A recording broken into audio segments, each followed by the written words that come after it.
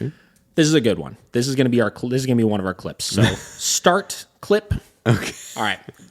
Learning theory. What is learning theory? Because I would literally bet you that 7.865 out of 10 trainers cannot successfully articulate what learning theory is, and that's a problem. Right? This is getting back into the conversation about new trainers not learning the things they need to learn. So this is for the new trainers. This is for the old trainers that don't know this stuff. This is for the people that just want to know.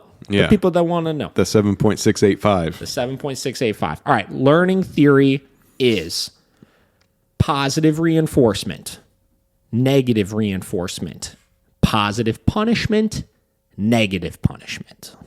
Okay. Those are the 4 quadrants of learning theory. That means those are the 4 different types of ways that any person, mammal, whatever, can learn. Okay. So let's break them down. So let's first say that you have positive and you have negative, and then you have reinforcement and you have punishment. All right.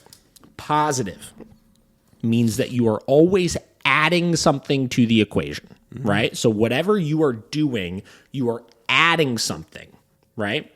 Negative means you are taking something away.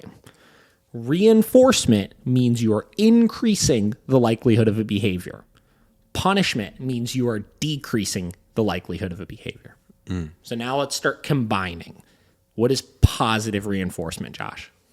You're giving treats and love. You're adding something to the equation. Adding something to the equation. Increase the likelihood of a behavior. Okay. What is negative reinforcement? You're taking something away. Removing something from the equation to decrease the likelihood of a behavior, right? Man. So positive reinforcement, negative reinforcement. Positive punishment. You are adding something to the equation to decrease the... I lose my train of thought for a second. See, I'm getting all hyped up right now. You're adding something to the equation to decrease the likelihood of a behavior. Negative punishment. You're removing something from the equation to decrease the likelihood of a behavior. So let's break these down now. Positive reinforcement. I'm giving the dog a cookie when they sit to increase the likelihood that they will sit. Okay. Right? Yep. Negative reinforcement. I am removing pressure on a leash or on an e-collar to increase the likelihood of a behavior, right? So in that case, that could be, okay, I hold down stimulation on the e-collar, I move the dog onto the bed, I release the stimulation when they get onto the bed. That release of pressure should elicit a positive response and let the dog know whatever you're doing right now is correct, right? So it's increasing the likelihood of them getting onto that bed.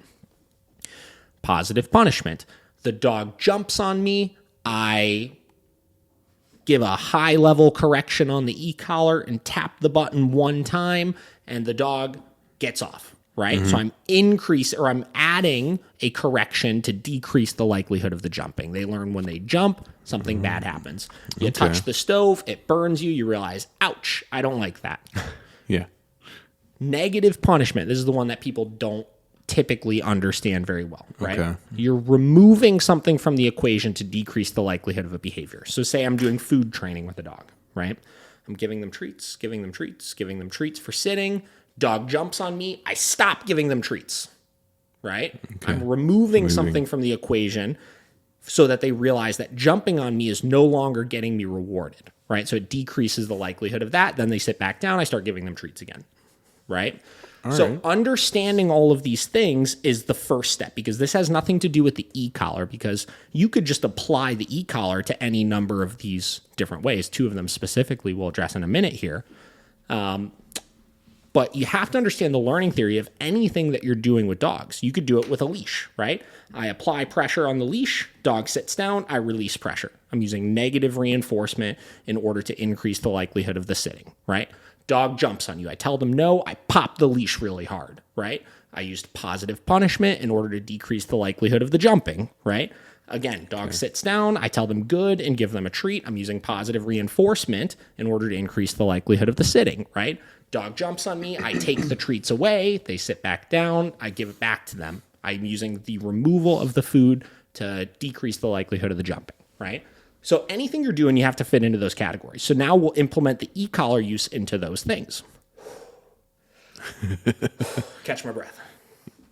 So implementing the science of the e-collar into it, the e-collar can only be used in one of two ways: positive punishment or negative reinforcement. And these are the two that typically positive-only trainers say they don't work, right? Well, they do work because it's learning theory. It's science-backed. It fucking works, right? Yeah. What they're implying when they say it doesn't work is they're saying that the other two are more effective, right? Which, listen, there are scientific articles and studies out there that show that a dog, obviously, that is very motivated by something, positive reinforcement will get the point across faster, which I would agree with, right? We obviously want to reinforce and teach everything as positively as possible, because if you can get the dog motivated to do it, they're going to be more likely to do it for you in the long run, right? Yeah. But no matter what, there are outside reinforcers that no matter what, there's going to be other things your dog is more motivated to do, which is where you need to implement those other two ways, right? So whatever. So positive punishment with the e-collar is when we're using a single tap correction with it. So the dog does something incorrect and we give a correction to decrease the likelihood of the incorrect choice. That could be a behavioral issue like jumping, barking, biting, or it could be non-compliance of a known command. I tell the dog sit, the dog knows how to sit and chooses to blow me off, and I give a high correction for blowing me off. I'm decreasing the likelihood of blowing me off in that case, right? The other way is negative reinforcement, which is we're typically teaching stages, right? So we're teaching a behavior. I'm holding a button down, releasing the button when the dog does a certain thing to show the dog what that stimulation means, right? And to increase the likelihood of the dog doing that thing. So in our e-collar system, we always use it in the order of negative reinforcement first, positive punishment second, right? So I'm going to spend the time teaching that stimulation at a low level with every single command using negative reinforcement, right? Getting onto the bed, getting into the sit, getting into the heel position, coming to me, any of those types of things. Once the dog shows a clear understanding of both the command as well as that stimulation and the off switch for that stimulation with that command, then I switch to positive punishment, where I'm just using that stimulation the dog understands now at a higher level for non-compliance of a known command. End clip.